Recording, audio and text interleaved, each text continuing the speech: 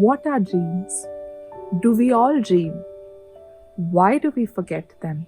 And most importantly, do they mean anything? Science tells us that each one of us dreams at least 4 times every night. And yet, some of us, when recounting a dream, preface it dismissively by saying, I had a silly dream last night. And then there are some of us who don't remember dreaming at all. Although I never thought of dreams as silly or unimportant, I was very limited in the way that I was engaging with them. It's only when I met Madhu that I was introduced to the many types of dreams and the various ways in which we can begin to understand them. Madhu has been working with dreams for the last 40 years. Dreams It Beyond, Finding Your Way in the Dark is her 560-page book that deals with dreams from multiple perspectives: psychological, paranormal, religious, scientific, and even dreams that change the course of history. What struck me the most about Madhu is her passionate belief that dreams play a crucial role in how we understand ourselves and our secretly ordered universe. Her first book, Faith and Fire, A Way Within, is an exploration of her own dreams as she threads the narrative of the 7 years that she spent at a remote, Walden-like Himalayan monastery. In her novel Hemis, dreams play a crucial role in the lives of the characters. Her forthcoming book, titled The Logic of Dreams, is slated to release later this year.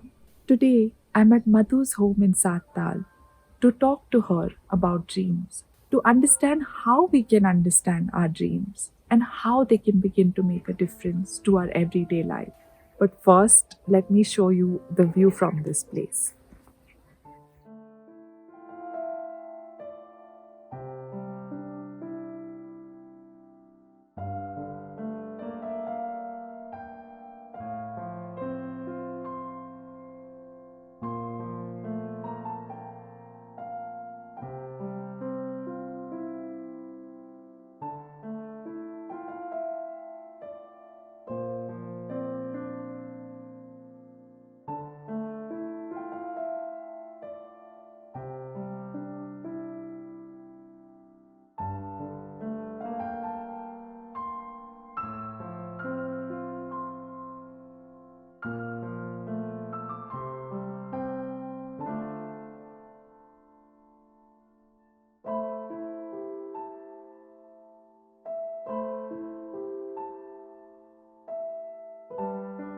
Many people claim that they never dream or that it has been years since they last dreamt.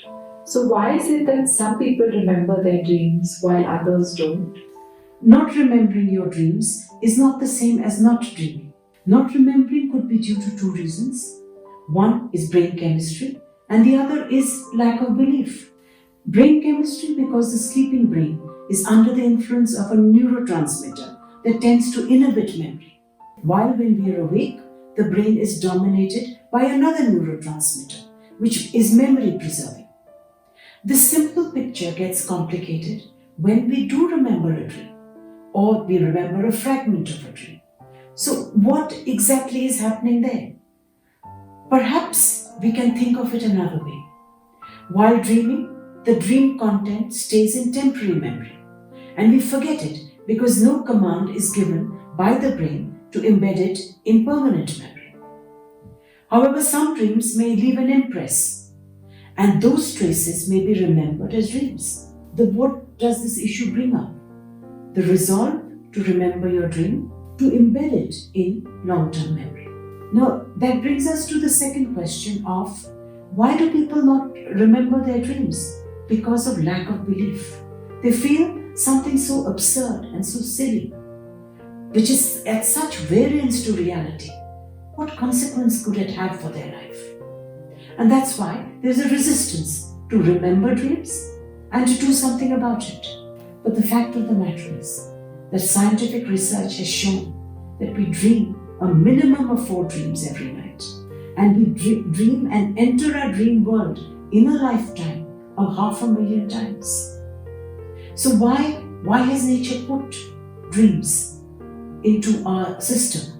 There must be a purpose. The whole question of belief can be exemplified that Just tonight, try and remember a dream, and most likely you will. And it may start you on a journey which will be utterly self-exploratory and expansive in its opening of views.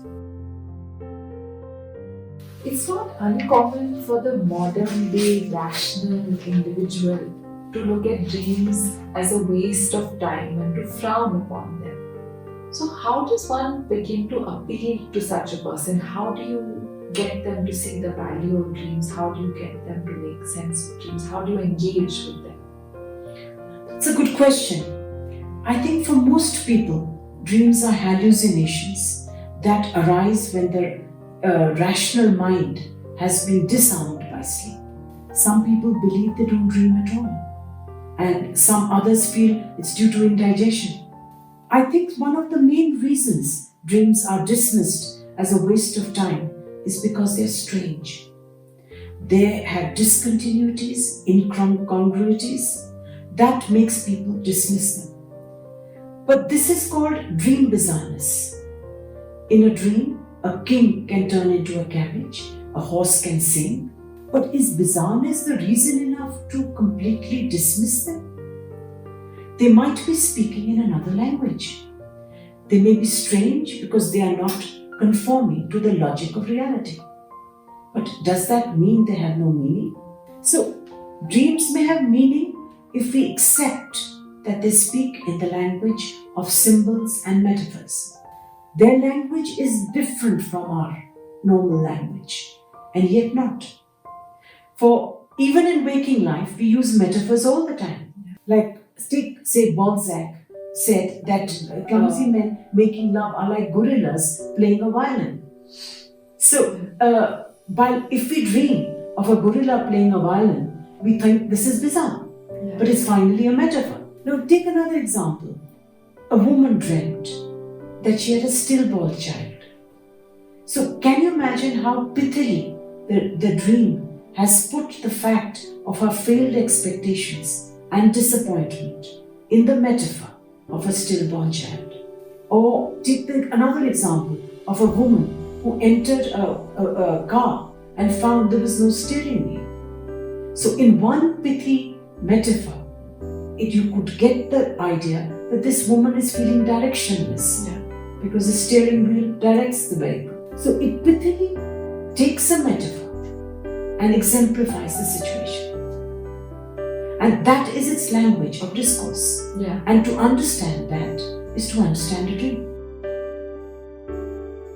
For someone who is new to dream work, how do they begin to understand or make sense of their dream? Let me outline a very simple method of how to understand a dream. So, many people believe that the dream just merely replays the day's happenings or the previous day's happenings. And there is quite a lot of scientific research to prove that much of the day residue does come into dreams. But the question one asks oneself is that there's something in the dream which is not exactly the same as what happened in the previous day. Something is added or something is subtracted. So the question to ask is, why is the dream doing that? What is it trying to convey by that subtraction, addition, or the change? And by that, and that is what makes the dream bizarre. The fact that it changes and makes it discordant with what actually had happened. But the very discordance or the dream bizarreness is what the dream is actually pointing towards as the meaning of the dream. This immediately suggests how we can understand a dream. Take a person who dreamt of the cactus growing in the North Pole. Now, is there something more ridiculous than cactus growing in snow? We know cactus grows in hot deserts, while North Pole is a cold desert. So could desert be the metaphor of the dream?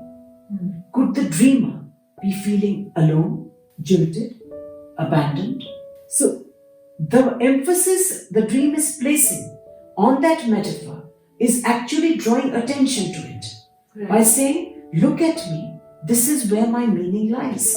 Once we've got hold of the metaphor of the dream, we may have to ask the dreamer to make a bridge between the dream symbol or the metaphor to something in their daily life.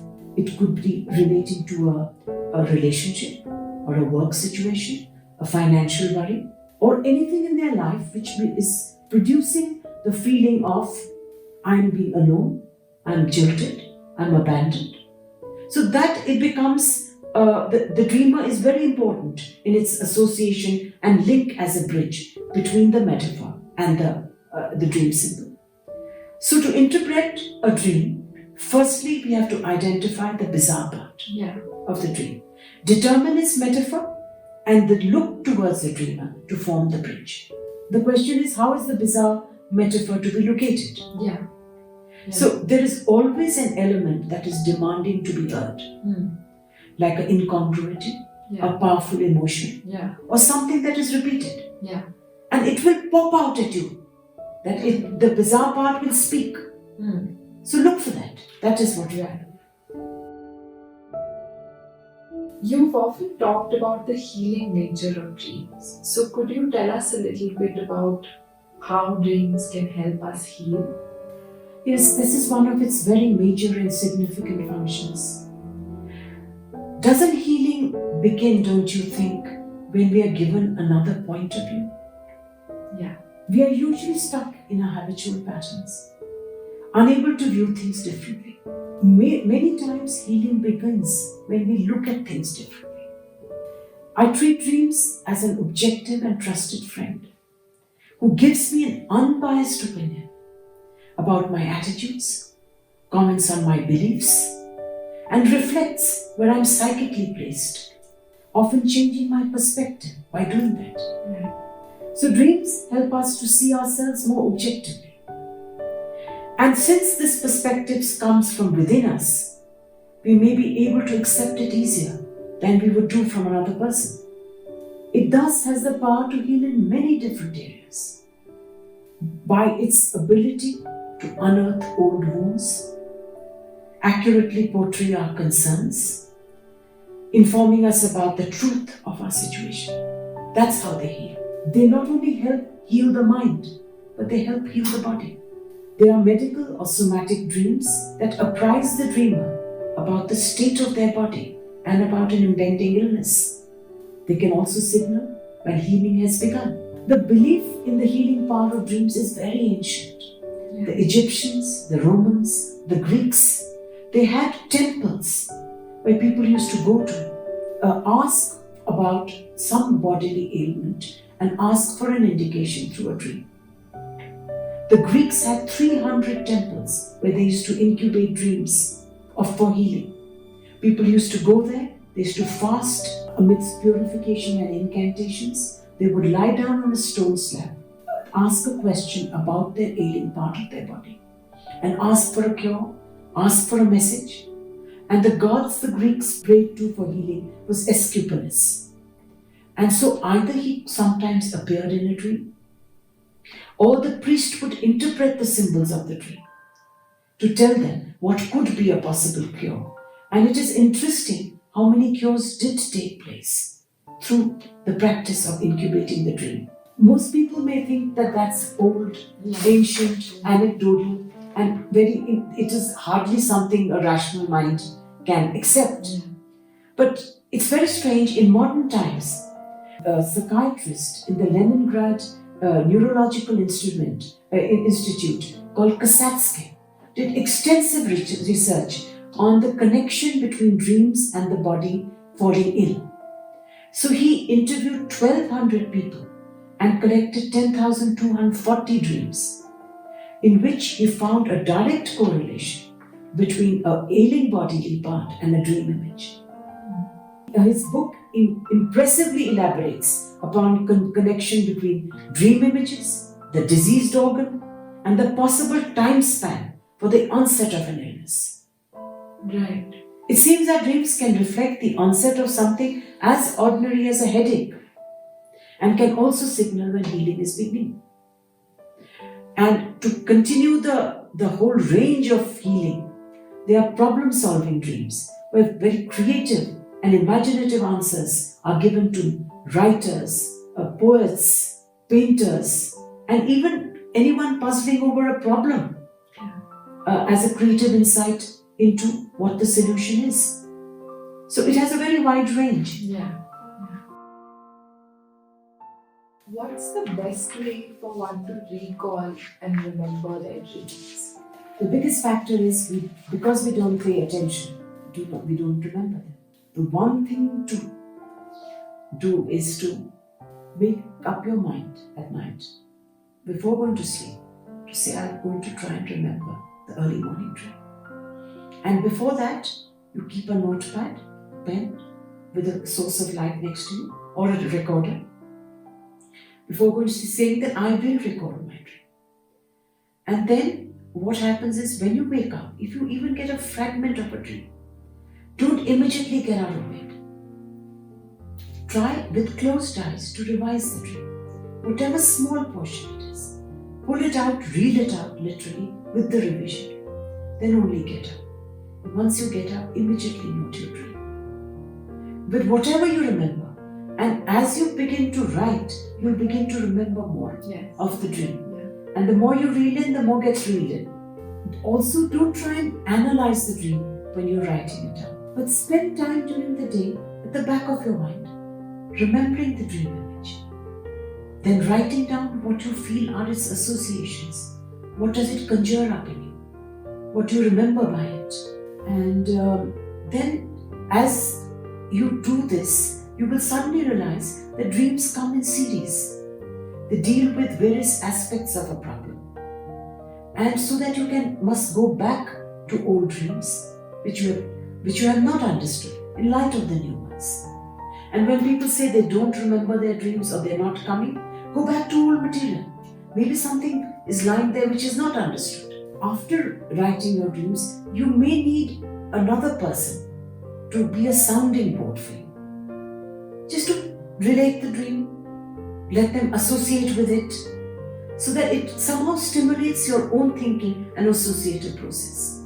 So the more you dwell, the more attention you pay to it, it will produce more results and produce more aspects which it will offer you as insights for further kind of engagement with them.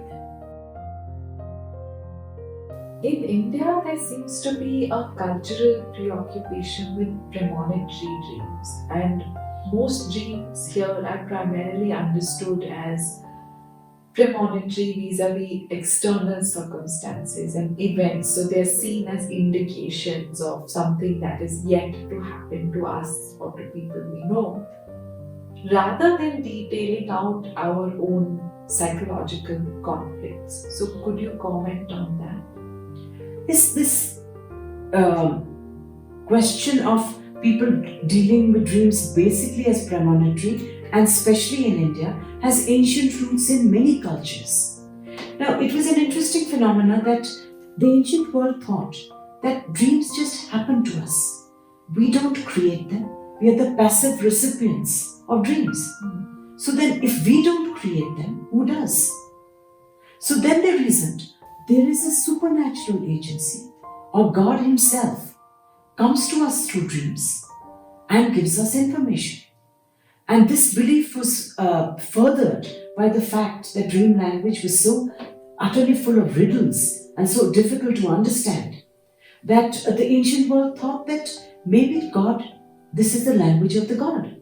He speaks in parables, He speaks in similes, He speaks in riddles. And so the belief came about that the supernatural world or God Himself is speaking and telling us or telling humanity as a form of guidance of what is about to happen. Be it a flood, a famine, like the Pharaoh's a very famous dream of 7 sheaves which were erect and 7 sheaves which had fallen, which predicted 7 years of famine and 7 years of plenty.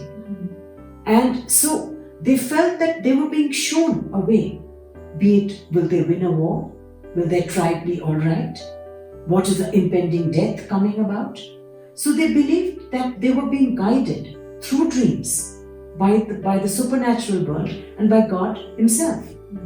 I think it is not uncommon to be told in a dream what will happen tomorrow. Like a friend or relative living far away will come visiting. How can this be explained since this kind of dream appeared to be privy to information beyond the sensory world? One explanation was the belief, which is very prevalent in India, that the soul can leave the supine body and travel around. So it can not only travel all around in our world, which we now call the astral projection or the outer body experience, but it can go to other lands. It can go to the world of the dead. So because it could travel, it could get information which otherwise the normal world or waking world could not get. And so the dream could then comment on the outcome of the future events, warn of impending death, comment on the afterlife, in short, of things unknowable in the waking life. I think that is why many of us still carry the cultural belief that the emphasis on dreams is about what will happen in the future, and it is the one medium through which we can know what will about to happen. What is your take on recurrent dreams? As the term implies, a recurrent dream is one that repeats itself again and again. The dreaming intelligence is trying to bring to our attention some aspect of ourselves that needs attention. So, if we ignore the message, it will repeat it again, in hope that we heed it. Approximately 2/3 of people have repetitive dreams through their life. It could be spanning many years, it could be even from childhood onwards, and most of these dreams are stressful. Haven't we seen in ourselves that we say dwell on a problem, often stating and reinstating them in order over long stretches of time? We repeat a problem in trying to understand it. Perhaps recurrent dreams are doing the same thing. Another way of looking at this would be to say that not all messages are understood at their first interpretation, and all problems are seldom solved in the first try.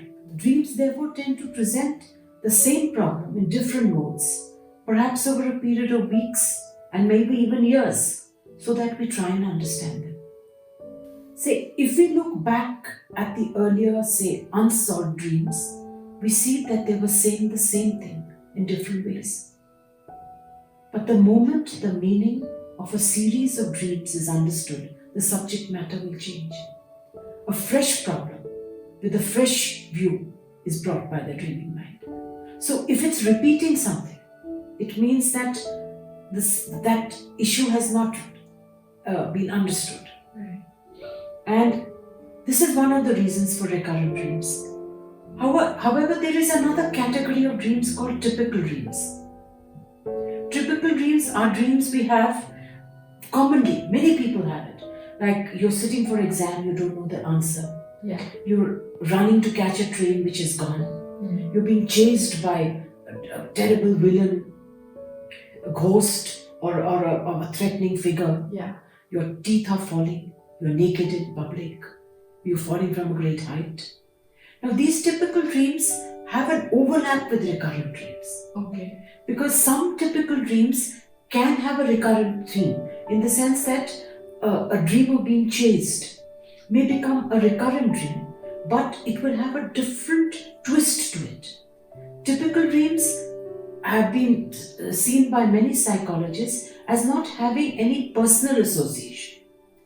Most dreams must have a personal association, but these typical dreams do not lend to personal association. They seem to be across the board, meaning the same thing for most people. Right. So a recurrent dream may involve a typical dream, but not necessarily always so. Typical dreams are those that most people experience at some stage in their life, while a recurrent dream, as the dream implies, is one that repeats itself again and again. Typical dreams have the same theme of being chased, taking an examination, but you may be chased by a villain, by an animal or an eerie presence. So it is different in its context. Right. While a recurrent dream needs not to be repetitive in its thematic dream, in thematic content, but it could be a symbol which is repeated, a character, a strong emotion. Often a repetitive dream and a typical dream can interlace to say in fact the same thing, which is there is some underlying script which is threading the person's life, which has not been addressed in a way which is satisfactory for the dream. Right. And the repetitive dream is just the pattern which is not being able to be solved.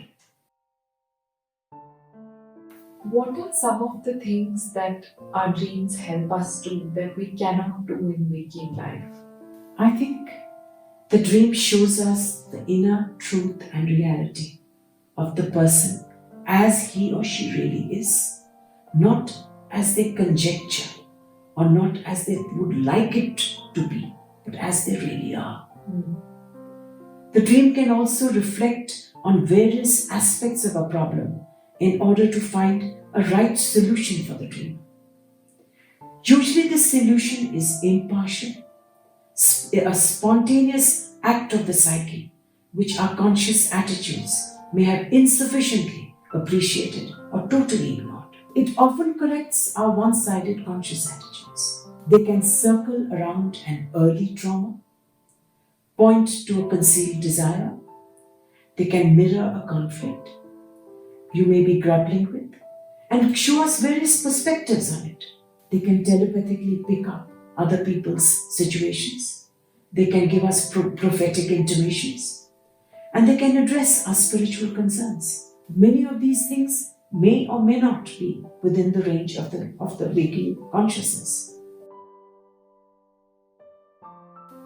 When someone who's typically uninitiated to dream work, like we discussed, someone who hasn't engaged with their dreams before, someone like that comes to you and talks about their understandably disturbing but recurrent dreams, like their child being kidnapped or their parent or spouse or sibling dying.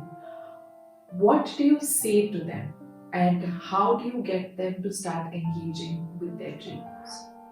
So, as I just mentioned, that a recurrent dream usually is very stressful. The one thing I would recommend is that what are the symbols which are being repeated? Yeah. And if in some sense the person can engage with why that symbol is traumatic, what is the context of that symbol, and can it be traced to? Yeah. So in some sense you start interacting with the dream. Okay. And that is one way to address a recurrent dream, is to saying that it is, and usually it may be a wound or a sore, which is not healing. So in some sense, by addressing that wound, in whatever way you can possibly do, begins for some reason to quieten that wound which is bleeding but not healed or attended to. Right. So that's one way of dealing with a repetitive dream. Yeah. But there is another offshoot of that, is that when a person brings a dream, it is usually a very significant dream when the person brings it for the first time. Jung called it the initial dream. Right. The first dream the person brings. Yeah. Because very often that dream is significant. It may not be from the previous day. It could be way back from childhood. But in that dream, an entire biography starts unfolding. Yeah. Of what is it, the central angst of that person's life. Yeah. And that central angst could be a repetitive angst. That's where it interweaves itself with a repetitive dream. And I wonder if you noticed that when we had our workshop in 2021, the people who brought their initial dream, in some sense, may have nothing to do with the previous few days. Yeah. It could have been anywhere in the span of their lifetime. But it was significant because in some sense, it told us about their whole life. Yes. And the predicament which was central to their life. Yeah. Yeah. So it's very interesting how a dream, one single dream, can bring out an entire script which is being mapped out by that dream. commonly interested in the phenomenon of lucid dreaming. So, could you tell us a little bit about that? This is a very interesting phenomenon. Perhaps a very simple definition of lucid dreaming is when you know you are dreaming. So, the term lucid dreaming was coined by Frederick Van Eden, and who used the word lucid to indicate mental clarity during dreaming. The contrast with the normal dream is that we are not aware we are dreaming, and the dream progresses on its own momentum. However, in a lucid dream, we have conscious access to waking memory, which is the fascinating part. Yeah. And it allows the dreamer to contrast dream events with waking events within the course of the dream. Yeah. And the dream continues uninterrupted. We have a dual consciousness. And in a lucid dream, therefore, you're awake, conscious, and asleep at the same time. I can illustrate with an example of a lucid dream. Yeah. Its various components. So take, for example, a person dreaming about walking by the water on the shore. It's morning, the sky is light blue, and the waves are greenish in color, and there's sunshine on them. The dreamer may not clearly remember how, when it happens, but something tells her she's dreaming. She decides to prolong the dream and continue the walk with the scenery appearing extraordinarily vivid and clear. Very soon, she feels her body begins to draw her back. She experiences dual consciousness. She could feel herself lying in bed as well as walking by the sea. She became aware of the objects in her bedroom as well as the dream scenery. A battle ensued. Now, she said, my bedroom became clearly visible and the shore scene dims, and then the reverse happens. The shore scene becomes prominent and the bedroom dims. Then her will triumphs. She lost her sense of dual consciousness. Her bedroom faded completely and she was out on the shore feeling indescribably free and elated. So, in this dream, there's so many elements which are about a lucid dream. The dreamer is not completely immersed in the dream, but is also aware she's dreaming. Secondly, normal memory is available during the dream. As she says, my body is drawing me back. My bedroom becomes clearly visible. After becoming lucid, the dream becomes very vivid, which is a very big characteristic of a lucid dream. Okay. There's great vividity, clarity, and there's a great, the senses are sharpened in the dream. Not only waking memory is accessible, but the attainment of lucidity helps the dreamer experience the dream with a sharpness. Lastly, as the dream says, after a little vacillation, the dreamer takes control of the experience, exercising the choice to continue the dream, walk along the shore rather than wake up. It's not necessary that all these elements are present in a lucid dream, but the quality of lucidity does vary, but some of these elements are available in a lucid dream. And the fact of dual consciousness is very important, that they are aware they are dreaming and yet they're in their room. And yet there is a continuity with waking awareness. I think the most miraculous feature is that we can live in two realities simultaneously and partake of both without it being a lonely, isolated dream world. How and why do dreams incorporate external stimuli into themselves, like sounds in the environment or aches in the body or any discomfort around, say, the bed being uncomfortable? You start to sense it in your dream, it becomes a part of the dream. So, how does this happen and why does it happen? I think it's a common experience that sometimes external stimuli can affect the contents of dreams. The favorite example is the sound of alarms, the sound of an alarm and bells ringing in your dreams. Yeah. And monitored under laboratory conditions, it has been observed that the application of warmth can be seen as an inferno in a dream. Cold water is drowning in an icy sea. Thunder outside may be converted to a battle. The creaking of a door to a dream of burglars. Dangling feet over the edge of the bed to falling off a cliff. And if the head is buried under the pillow, to be feeling that you are under a huge overhanging rock. So not only external stimuli, but sensations coming from the body. For example, a change in the respiratory rate can have dreams of suffocation or drowning, or laborious breathing can produce a dream of blazing furnace. So, or changes in the middle ear you can dream of feeling someone is shouting in your ear. Actually, Freud unhesitatingly accepted that the somatic stimuli from the internal organs of the body find their way into dreams and play a major role in the day residue and the formation of a dream. So, I think all external stimuli are in some sense quite often incorporated into a dream, naturally with effortlessly. How do dreams attend to bodily illness in terms of alerting us to them or forewarning us in some ways, like you mentioned a short while ago? About Kasatskin, yes. Right. So, if we just have seen that outside stimuli can provoke dream imagery or be incorporated in dream imagery, if there is some internal changes happening in the body, they too can be incorporated into the dream image, signaling what is happening in various organs in the body. Yeah. Like Kasatskin found that dreams of illness and healing, internal organs may register indistinctly when we are in a healthy state. However, they can send more urgent signals when they are malfunctioning.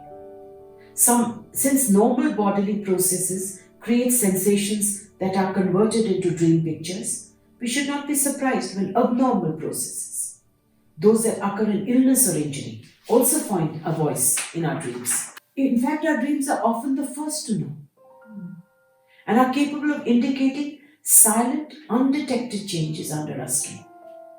I can give you a few examples. There's a poignant case of a woman who was pregnant, 3 months pregnant, and during her 3rd month, she dreamt that the green-colored carpet in our bedroom has turned to red. And next day she aborted, naturally aborted. And so green is the color of life, leaves, plants, growth. Was she being alerted by that the color of life is going to turn into the color of blood? And therefore, it was an indication, if you can take it in retrospect, of her losing her child. And there is another case of a girl her name was Mandira. She's driving her car and suddenly realizes that she's run out of fuel. And she finds herself stranded in a remote village.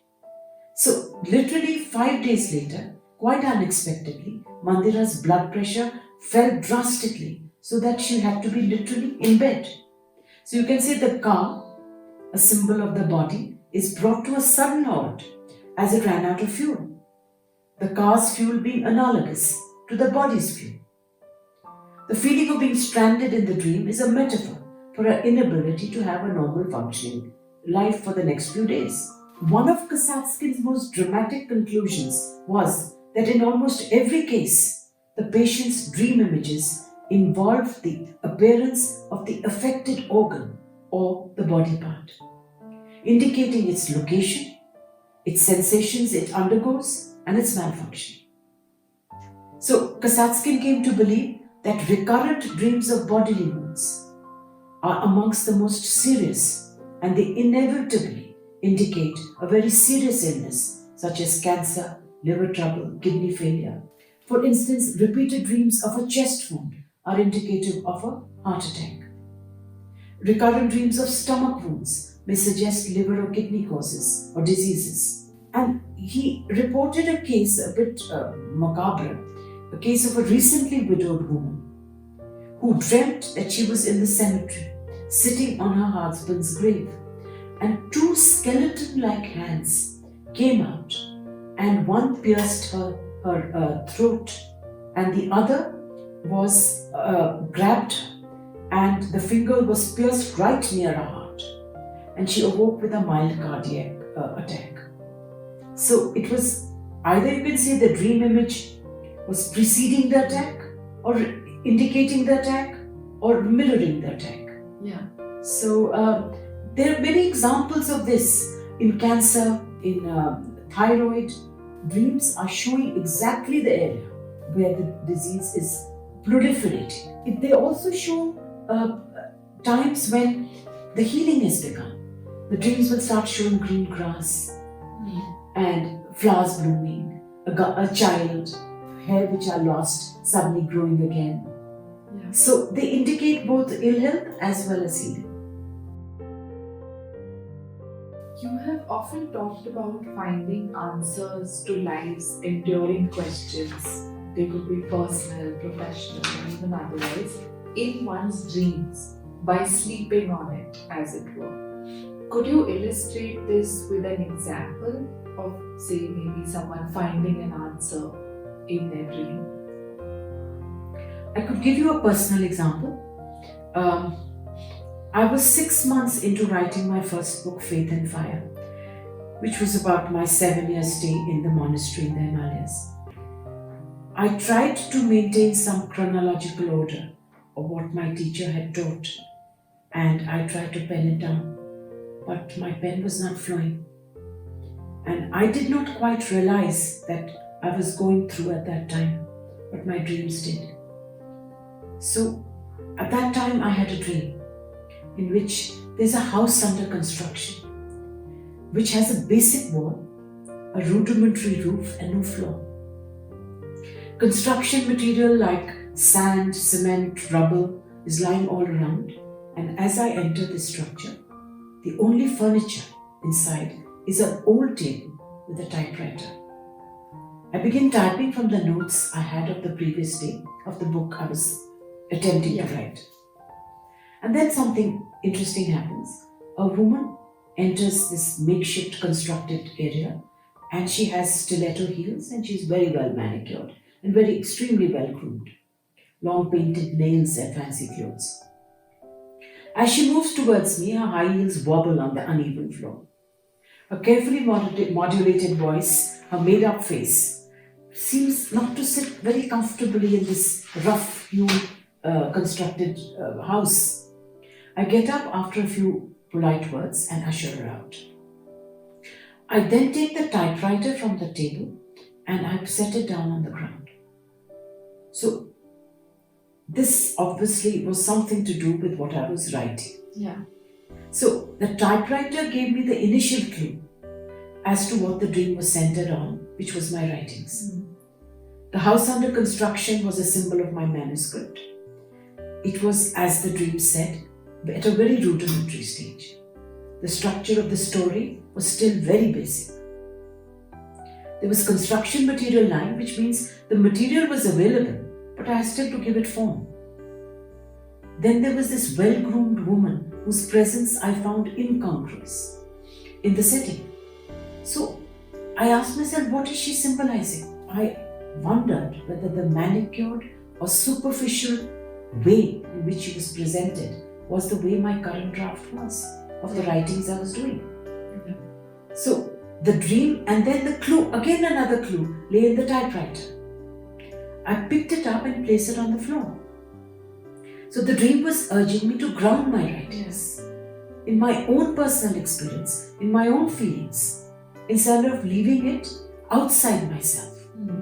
So, and it was asking me to earth it and be in touch with what I had experienced, not remain outside the experience. At that time, my draft was only a record of incidences and teachings, as though I was not a participant, but merely a scribe noting events without daring personal involvement. As a result, it was a superficial draft. So I heeded the dream's advice and began rewriting. How and when did you start recording your dreams, and what has the journey been like for you? I think I was 18, and I didn't know what to do, which paths to follow, what aptitudes I had, and there were many possibilities, but no clear-cut focus. And it was then I met my teacher. I took a 36-hour journey to meet him in his Himalayan remote hermitage. And I climbed the last 45 minutes up burnished pine needles up to his monastery. By the evening, I was pretty tired, and I still remember there was no electricity. There was just a lamp which was burning in the center of the room. And he asked me, what brings you here?